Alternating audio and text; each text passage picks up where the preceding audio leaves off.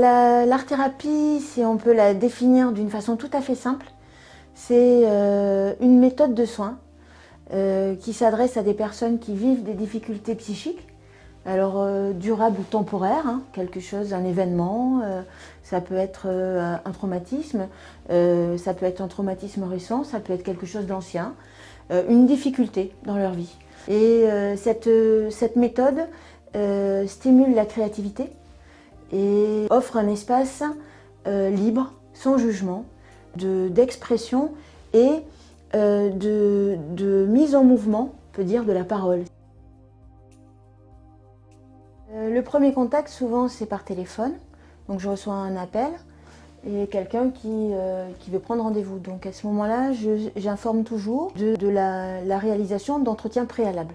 C'est-à-dire qu'avant de démarrer une thérapie, je fais au moins 1, voire 2, voire 3 entretiens préalables, qui sont des entretiens qui ne sont pas payés, mais qui sont des entretiens nécessaires à la présentation et les motivations, l'expression des motivations, et moi également savoir si est-ce que ça rentre dans quelque chose que je peux prendre en charge, en fonction de ce que je vais percevoir de la personne, de l'expression de sa difficulté, ce qui l'a fait souffrir ou ce qui a motivé sa démarche.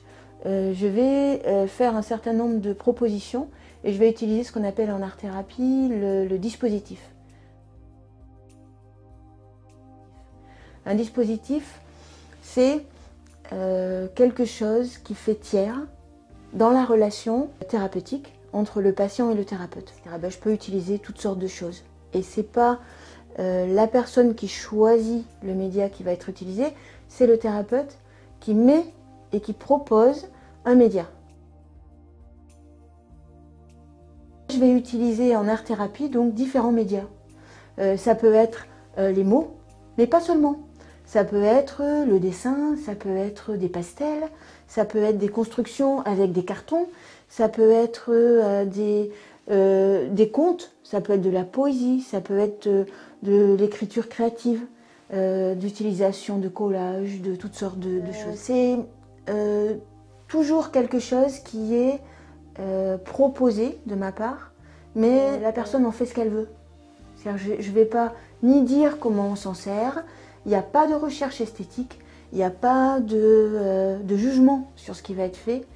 Et ce qui compte, c'est ce que la personne va petit à petit se sentir libre de faire.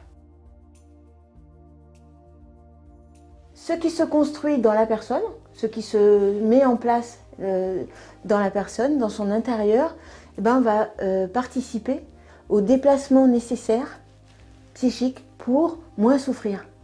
Voilà.